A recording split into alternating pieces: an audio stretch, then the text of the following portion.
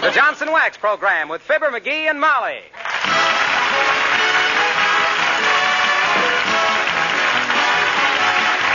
The makers of Johnson's Wax for home and industry present Fibber McGee and Molly, written by Don Quinn, with music by the King's Men and Billy Mills Orchestra.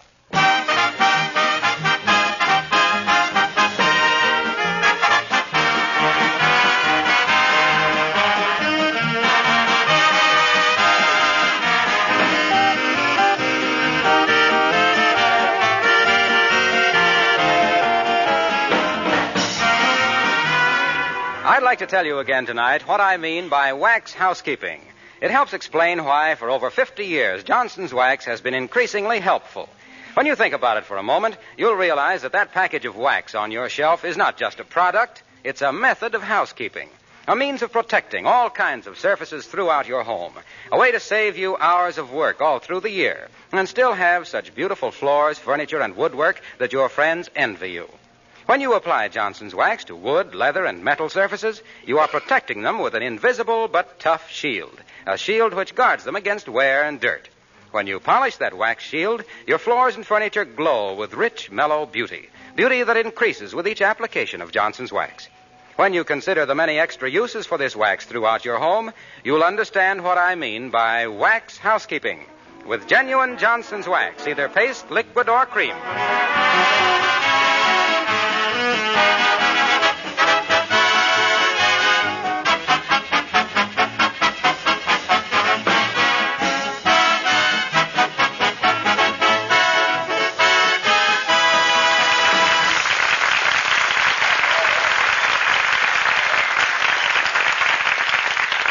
Once upon a time, there was a certain relative named Aunt Sarah.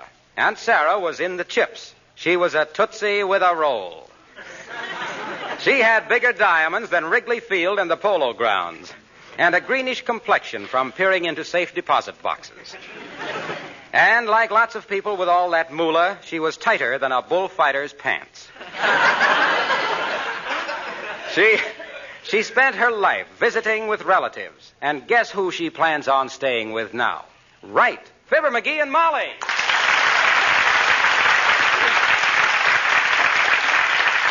Of all the dirty impositions, why does that skin-wadded old tight flint have to pick on us? Now, stop grousing, dearie. Heavenly days, I didn't moan and grumble when you wanted to stay in your cousin Roy's house in Oregon, did I? Well, I guess we can stand my Aunt Sarah for a few days. a few days, she says. Mark my words, baby. You let that penny pincher get a toe in the door, and we got a house guest till the termites chew it down. Well, I'll admit she wouldn't be my choice for a permanent guest, but she's just a lonely old lady, and she's welcome to stay here a while. Lonely my clavicle. If I had her folding money, I'd have more companions than the Curtis Publishing Company. People who like you for your money aren't apt to be very good company. People who are on the make for your dough are the best company in the world. They'll do anything to make you happy. Well, anyway, she's coming. We can't do a thing about it, except make her feel at home. Now be nice to her. Oh, I'll be nice. Little Lord Fauntleroy. Pardon me, Mrs. Gutrocks, I'll say. Pardon me, but your deposit slip shows. Now, McGee, that's enough. Huh? Look, she's my aunt. Yeah. She can't help it if her husband left her all that money. Forget she's got it and treat her like a human being. Well, I'll try. But when I think of the junk she sent us at different times, that abalone lamp from San Francisco. She sent us that beautiful clock for a wedding present, remember? That marble Venus with the clock in her stomach. Anybody that'd buy a thing like that has got less taste than a tea-room cutlet. All right, but we have to be nice to her. She's our closest relative, you know. You never spoke a truer word, baby. She's closer than Scotch tape. Well, what'll we do now? I brought the hand-painted sofa cushions and that hunk of lava from Mount Vesuvius down from the attic. Well, put the lava on the mantelpiece. Okay. Yeah? Yeah, and the bottle of sand from the painted desert on the end table. Oak. Did you find the brown sweater she knitted for you? That mustard-colored horse blanket with the 2-inch pearl buttons. Yeah, the one that came down to your knees with the elbow-length sleeve. Yeah. Couldn't you let her see you wear it for just a little while? I wouldn't be seen in that Olsen and Johnson costume for all the sea. Oh, hello, Alice, dear. Hello, Mrs. McGee. Hello, Mr. McGee. Creepers, what have you been doing to the living room? I never saw so much junk. Junk, my dear girl, is the kindest thing you could say for it. This is all the stuff Molly's Aunt Sarah has given us at different times from different places. Oh. She's coming tomorrow to stay with us a while, and we want to make her feel at home, Alice, dear. Yeah. Any of this Rube Goldberg collection you want for your hopeless chest, kid, just speak up. Maybe Alice would like that little bottle of water Aunt Sarah sent us from Niagara Falls. Oh, is it hard water or soft water? What difference does that make? Well, none to me, but my cousin went over Niagara Falls in a barrel once, and I just wondered if it was bumpy. I think your cousin must have been a little bumpy after McGee. Would you like to have this thing, Alice? Aunt Sarah sent us that from the Mammoth Cave. What is it? It's a stalemate. Stalagmite. What do you mean, stalagmite? Stalagmite means like when water gets stale from not being rained into all summer. No, Mr. McGee, that's stagnant. Oh, yeah? Well, then what does stalemate mean? A stalemate is a husband who never takes you out to dance or anything. I know exactly what you mean. Okay. Let it go. I just hope Aunt Sarah won't get on your nerves too much, Alice. Oh, we'll get along all right, Mr. McGee. Isn't she the aunt with all the money? She's very well off, I guess, Alice. I think that's why McGee dislikes her. You know how 'tis. The ain't-gots always throw rocks at the gots. That is not why I dislike Aunt Sarah. I dislike her because she talks so much you can't get a word in edgewise. She's a regular filibuster. Oh, what's a filibuster? Well, that's when you give somebody the floor and they hit you over the head with it. That woman is so... What? Hey, what you looking for, Alice? Well, that picture. What picture, dear? Well, didn't you used to have an oil painting of Aunt Sarah hanging right over the piano? Oh, my gosh. The oil painting. Where is it? We gotta find it. Run up to the attic, McGee. I looked up there. It isn't there. Try the garage. It ain't in the garage. I cleaned that out last week. Oh, this is awful. We gotta find that Well, picture. I think I know where it is. Where? Alice? Where? Right in here in the hall closet.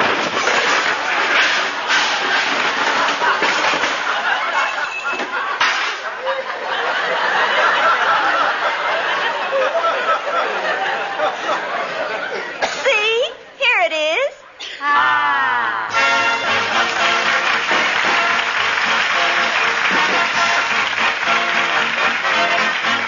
Billy Mills and the orchestra play Anitra's Dance.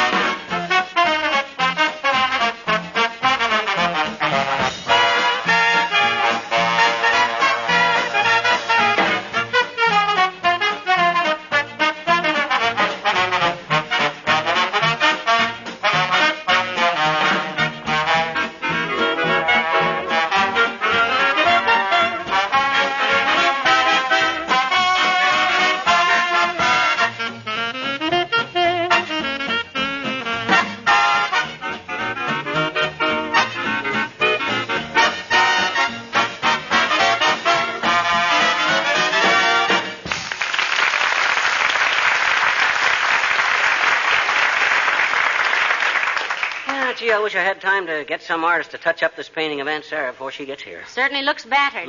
What are all those little holes in it? Well, we had it in the basement last winter, and Billy Mills and I didn't have any target for our dart game, so... What? You threw darts at Aunt Sarah? Mm-hmm. Yeah, you see where I got her? Right here in the beezer? I scored 75 with that. That's disgraceful. Sure it is. For a shot like that, a guy ought to get 95. Poor Aunt Sarah. You might at least have respect for her age, McGee. The only thing I respect about that gabby old pickle puss is the way bank presidents run and open the door for her. I never saw such a... Come in.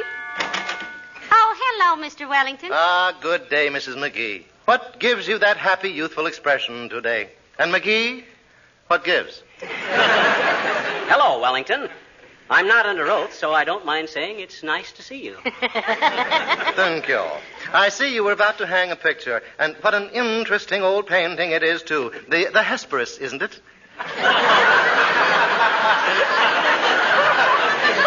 It is not the Hesperus, Mr. Wellington. That is an oil painting of my Aunt Sarah. Natural mistake. Quite a natural mistake. You can ring up no sale for either one of them.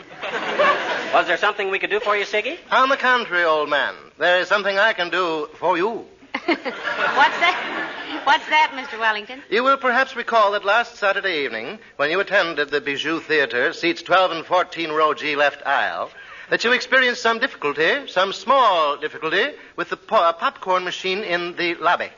If by some small difficulty, Wellington, you mean that pile of junk that grabs your dough and hasn't given up a grain of popcorn since Lloyd Hamilton threw his last pie, you're right. McGee put a nickel in the machine, held his hat under the spout, and nothing happened, Mr. Wellington. Yeah, so I swatted it with my hand. I kicked the bajunior out of it with my foot. And then I complained to the usher, and he insulted me. He says I probably put a phone slug into it. The nasty little quisling. I know. It might please you to hear that we now have a new usher taking his place. Oh, I'm sorry, Mr. Wellington. I'm sure the boy meant well. Oh, he did indeed. In fact, I have made him assistant manager. For insulting a patron? No, for guarding the machine until we could get your phone slug out of it. Permit me to return it. Well, what do you know? Just enough to keep an eye on you hereafter. Good afternoon, Mrs. McGee, and the balance of the day to you, Nightcrawler. If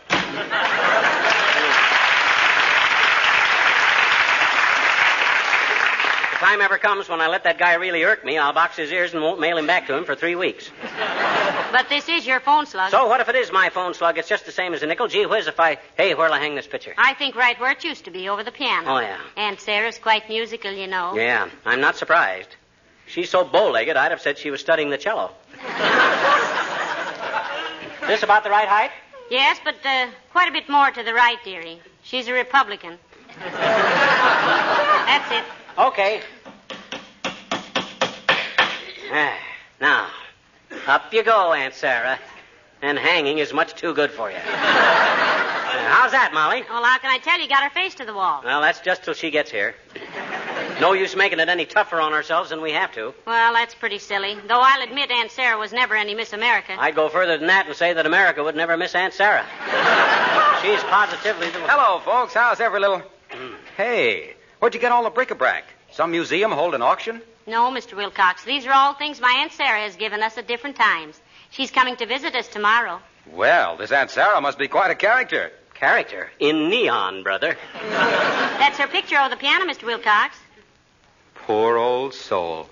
Smallpox? Dart game. Oh. Say, the frame looks sort of dull, don't you think? Come to think of it, it does, Mr. Wilcox. What would you suggest we do about it? Oh, my gosh, what a question. Ladies and gentlemen, my wife is a sweet girl, but very naive. Oh, well, go ahead, Waxy. Play us one of your unfinished symphonies for four-finger and cash register. Well, I don't know what you're talking about. Molly asked me what to do about that picture frame, and I was merely going to suggest some Johnson's wax. You know, Mr. Wilcox, I was wondering if Johnson's wax wouldn't do something for that frame. She was wondering. 9 years of this, and she still wonders. Why, Molly, it would be just the thing. Johnson's wax is great for picture frames and windowsills, lampshades, and dozens of things besides floors and furniture and woodwork. I guess that picture frame just got out of condition from lying around in a closet all this time, huh? Here's where we get that seals the pores stuff. That's probably it, Molly. But Johnson's wax seals the pores of wood surfaces. What'd I tell you? And it protects it not only from drying out, but from dampness as well. You try a little Johnson's wax on that frame, Molly, and Aunt Sarah will be so pleased she'll leave you an extra $1 million in her will. Oh, that never entered my mind, Mr. Wilcox. It entered mine, baby. It entered, sat down, and smoked a 4-bit cigar. I take it Aunt Sarah is fairly solvent. Yes, she is, Mr. Wilcox, I think. Solvent? That old false face has got a nest egg you could use for a blimp. The only trouble is she's so tight. Now, McGee, she isn't tight. She's just thrifty. Oh, yeah? Remember that last car she bought? The salesman said it would stop on a dime, and Aunt Sarah had the brakes wore out in 2 hours? What are you so bitter about, pal? What did she ever do to you? She never did a thing to him, Mr. I Wilcox. just don't like stingy people, that's all, Junior. Oh, say, that reminds me. How about a little donation for Sam Moore? He's in the hospital with a fractured hand. Fractured hand? Yeah, from squeezing the hose at a filling station. Why should I throw dough away on that guy? I hardly know him. Why didn't he have some insurance? Okay, pal. I just wanted to suggest it. Well, so long, Molly. My love to Aunt Sarah. Yes, sir. Yes,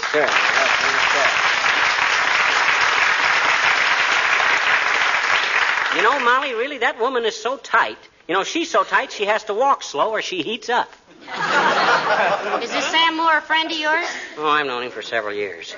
You know, one of these days, Aunt Sarah's going to go on a spending spree, and the country's going to be flooded with 30 or 40 Indian pennies. Look, McGee. Huh? If you can stop ranting about how tight Aunt Sarah is, you might realize that you're about as open-handed as Joe Louis in Round One yourself. What you mean? I mean, you call other people stingy, but when you're asked to throw a little money on the drum for a sick friend, you cool off like a night watchman's coffee. Why, Molly, do you mean to say that my refusal to detract from Sam Moore's self-respect by giving him charity might be construed as stinginess? It will not only be construed as stinginess, dearie, but the word will flash around the cigar stores that Fibber McGee is the back end of an Oxford. You mean a heel? Yes. Hand me my checkbook. Here, and while you do that, I'll run upstairs and look over the spare bedroom so Aunt Sarah will be coming. Okay. There goes a good kid. Lots of family loyalty there. Won't listen to a word against Aunt Sarah, even when she knows she's an old miser. Not that Aunt Sarah is unpleasant to be around.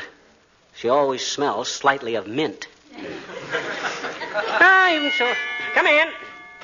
Hi, mister. Oh, hello there. Say, how old are you, sis? 6, going on 6.5. 6 years old, huh? Mm-hmm. How many years is it you've been dropping in here to visit with us? 9 years.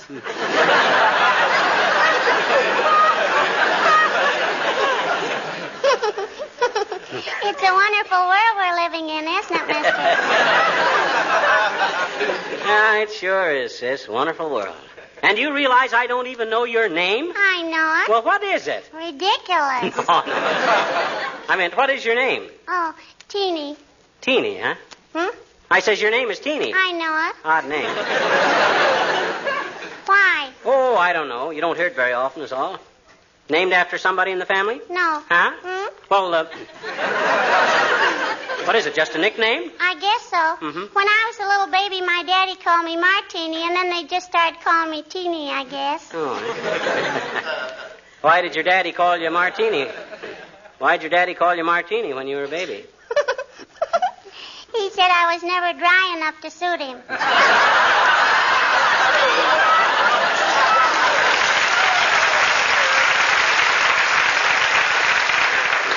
Yes, I see.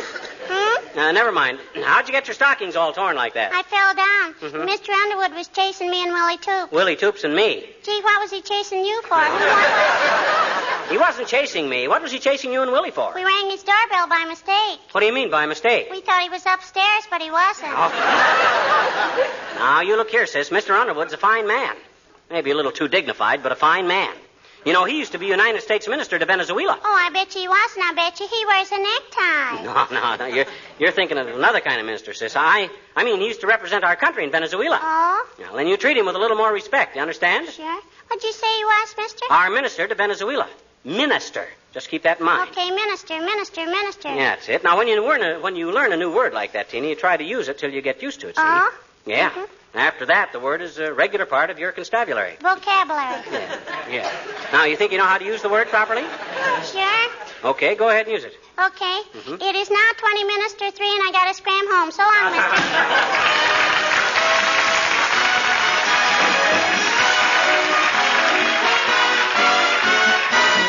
The King's Men singing Sure Thing. Every tip I follow on a pony turns out to be a phony. They don't come in. At bridge, I'm just a dummy. I lose my shirt at rummy. But now I've got a hunch I'll win. Sometime, somehow, I'm sure I found a sure thing in you. Something within tells me we'll win. Somewhere my heart has picked you out of the blue. And since I'm only a beginner, a winner I'll be. But win or lose, whatever comes up, your thumb's up with me.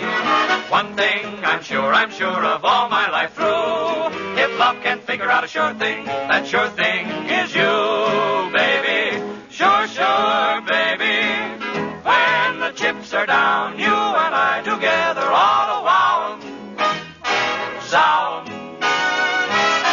I know a sure thing when I see it, pretty baby.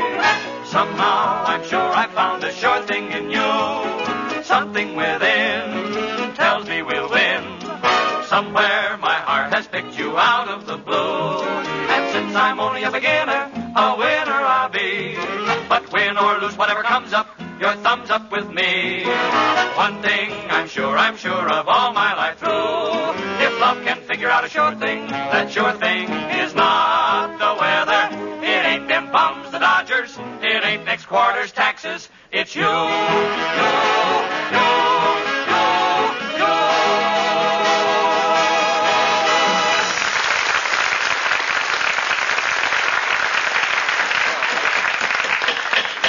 There. How's that, Molly? Looks very nice, dearie, but isn't it a little crooked? Push the bottom of the picture to the left. It's too far that way now. It needs to go this way. No, McGee, that's way off. What do you mean way off? That's perfectly level. Why, you tips like a counterfeiter in a nightclub. Well, what'll you bet? We'll prove it by Beulah. Okay. Oh, Beulah. Somebody bawl for Beulah?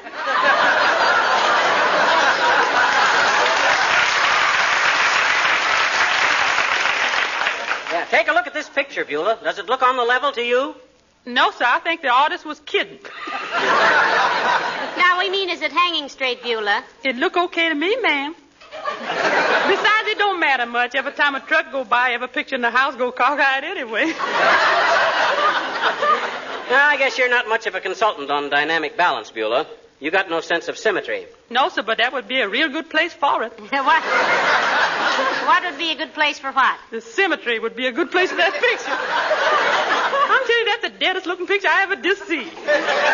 Good idea. We'll stick the ace, king, and queen of spades in the frame and bury it with simple honors. Bury it with simple honors. Look at you,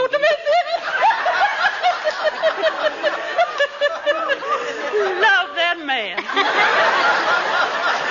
Well, that's all we wanted to know, Beulah. Thank you. Incidentally, you knew my Aunt Sarah was coming tomorrow for a visit, didn't you? Yes, ma'am. I overhear Mr. McGee talking to himself about it. Oh, now I know why they call it profanity. It ain't nothing for amateurs to monkey with. McGee. Oh, well, shucks. By the way, Beulah, you don't mind cooking for one extra for a while, do you? Oh, no, ma'am. I likes to cook. Yeah, in fact, I'd love it if it wasn't so... If it wasn't so what? Oh, so daily. Well, I don't think you'll find Aunt Sarah much trouble, Beulah. She's a very light eater. She's a very light giver, too, Beulah. So if you're expecting her to slip you a couple of bucks when she leaves, forget it. When it comes to money, Aunt Sarah's clutch grabs. I don't know. I don't expect anything, sir. How old a lady is she? Well, now, what would you judge her age was from her portrait, Beulah? Yeah. Well, offhand, ma'am, I'd say... Beulah, you fool, keep quiet. Excuse me, ma'am, I gotta get this.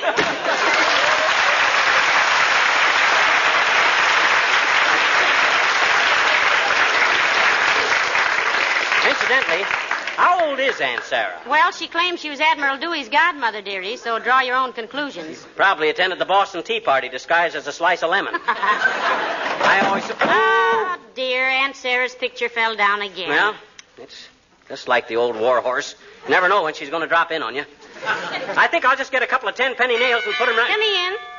Hello, Dr. Gamble. Hello, Molly. Hello, Ambitious. Hello, butcher boy. What are you wandering around town for? Medical Association finally catch up with you? No, I'm still fooling them. But I was coming past the telegraph office, and they said there was a telegram for you. Oh. Knowing as I do how much those kids can use a 2-bit tip, I thought I'd save them the disappointment of not getting one from you. Here. That was very nice of you, Doctor. Thank you very much. Yeah, you ought to give up your medical practice and deliver telegrams all the time, Doc. That way you could give people a lot of bad news without being personally responsible for it. Medicine is more interesting, McGee. Mm-hmm. You can deliver a telegram whenever you get around to it, but a baby won't wait. McGee. Huh? Look, the telegram is from Aunt Sarah. She's not coming. Who's Aunt Sarah? Oh, you wouldn't know her, Doc. She's healthy. Why isn't she coming, Molly? She says there are some investments she has to keep an eye on, and it's impossible for her to... Oh, good heavens, what did I step on? Doggone you, you clumsy oaf. You put your foot right through Aunt Sarah's portrait. Oh, I'm terribly sorry. I didn't see it there on the floor. Oh, forget it, Doctor. It was only a... What do you mean you're sorry? You big hayfoot. Yeah, but I... You think you can come busting into people's house and start kicking priceless works of art around and get away with it by saying I'm sorry? But my dear boy, I assure you... Don't dear boy me, you silly astigmatic ox. My gosh, the only picture we had in the world of Aunt Sarah. And you... Oh, McGee, for goodness sakes, you know very well. I know very well that if Aunt Sarah knew we'd done this to her picture, it would break her heart. Poor lonely old soul. Why, I thought of as much of that portrait as I did of Aunt Sarah herself. All right. I told you I'm sorry. What do you want me to do? Dig up Da Vinci and tell him to fix it? When I think of those dart games in the basement... What good does it do to say I'm sorry, you big pachyderm? No. Does that restore this valuable work of art? Does that calm the feelings of a dear, sweet old lady who trusted us with the things she loved most in the world? This priceless painting? Why, gee whiz. Oh, stop it, will you? Huh? Here's $50. Get it restored, but stop moaning about it. If it costs any more, let me know. Good day. Why, McGee, how could you ever? What's so funny? $50. Imagine that. We finally got some dough out of Aunt Sarah. This is ridiculous.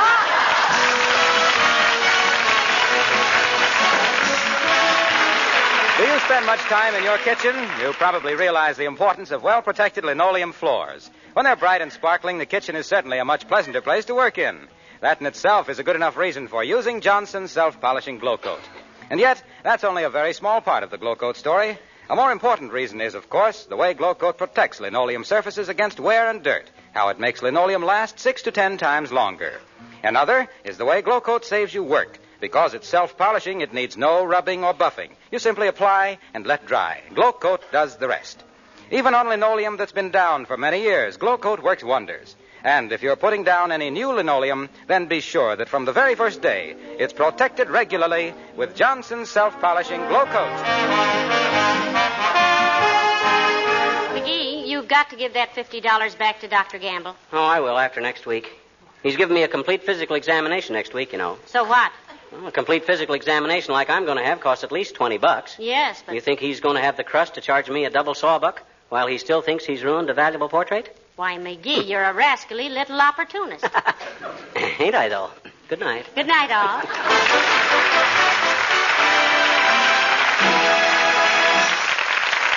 The character of Mr. Wellington heard on this program was played by Ransom Sherman. This is Harlow Wilcox, speaking for the makers of Johnson's Wax for Home and Industry, and inviting you all to be with us again next Tuesday night. Good night. This is the National Broadcasting Company.